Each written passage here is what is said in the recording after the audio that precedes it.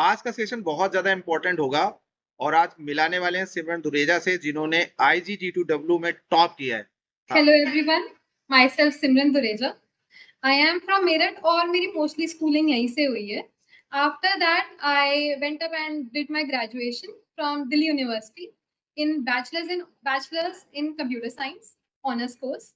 And वहाँ मेरी journey बहुत अच्छी रही थी डीयू में। सो इसके बाद जब ऐसे फाइनल ईयर आया एंड ये सब हुआ, क्या कहते हैं, ऐसे एग्जाम्स आए, बहुत ही कंफ्यूजन हो गई क्योंकि मैंने कोई पढ़ाई नहीं करी थी। तो last year I had around 140 in CUET PG, 3500 something rank in NIMCET. And फिर लास्ट में आई वाज इन डिलेमा, अब तो कुछ मिल ही नहीं रहा है, तो अब क्या करूं। तो I heard from my senior IGDTU के बारे में। मैंने बोला चले जाते हैं, ऐसे एग्जाम दे आएंगे, हो जाए शायद। ये गलत बात थी सोचना। ये मेरे को रिजल्ट के बाद पता चल गया जब वहां लिस्ट में नाम नहीं आया, क्योंकि हम CUET के टॉपर्स, निमसेट के टॉपर्स से वहां पे कम्पीट कर रहे थे।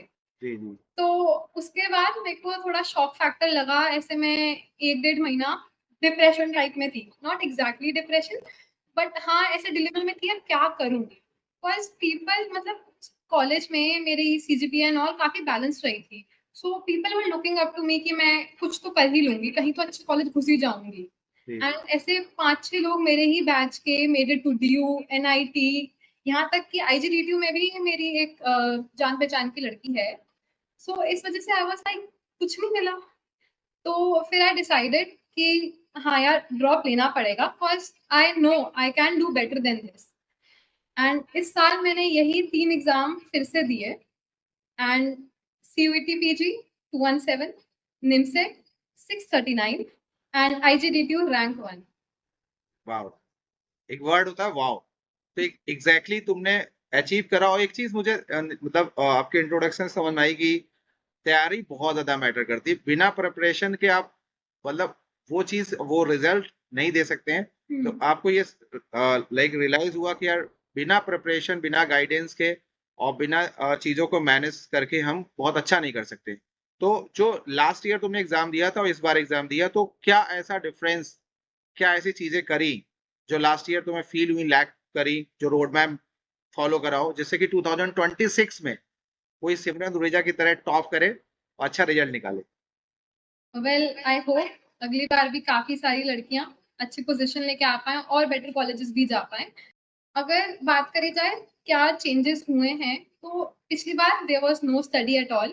मैंने लास्ट मिनट पे मॉक्स कर लिए थे थोड़े बहुत, बट लास्ट मिनट में मॉक करने से कुछ नहीं होता। You have to study and then you apply, ये प्रोसीजर होता है।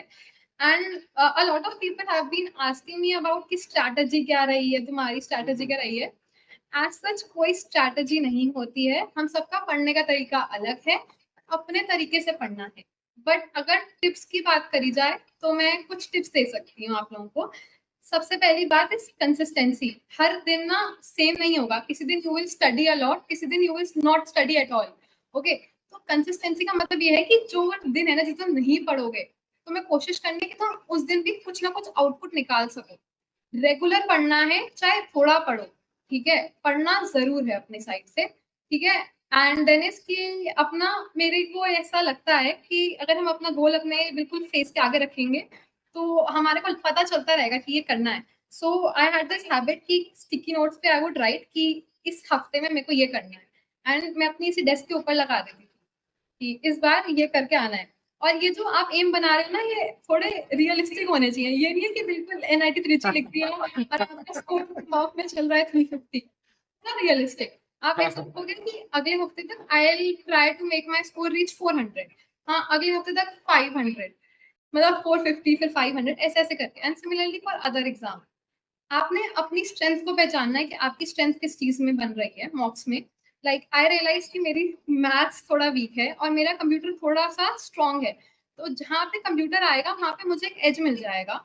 सो ये चीज आपको देखने पता चल गई होगी थ्रू माई निमसेट स्कोर और यहाँ पे CUET और IGDTU का स्कोर, क्योंकि इनमें वेटेज ज्यादा है कंप्यूटर, ठीक है। एंड नेक्स्ट इज कि जो भी आप मॉक्स दे रहे हो उनको एनालाइज करो।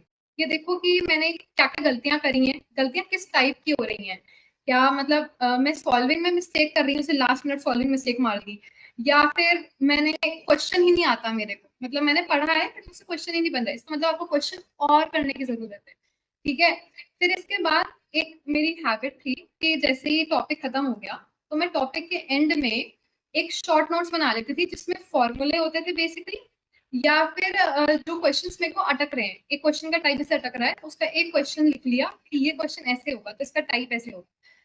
अब मैंने एक बार पढ़ाई खत्म कर ली ना, अब मैं लास्ट मिनट वही नोट्स पढ़ूंगी जो मैंने शॉर्ट नोट्स बनाए, मैं पूरे नोट्स के थ्रू नहीं जाऊंगी, it is time taking and useless basically, क्योंकि वो तो यहाँ पे भी है ना छोटे नोट्स में मेरे, ठीक है। एंड बाकी there is a tip for dropper, हमेशा लाइव क्लास लेना, ऐसे लास्ट में मतलब बैकलॉग क्रिएट हो जाता है, उससे बचने के लिए हमेशा अपनी लाइव क्लास लिया करो, एंड अगर आप फ्रेशर हो तो उसी दिन ले लिया करो, ये कोशिश करा करो। I think that's more than tips आप लोगों के लिए।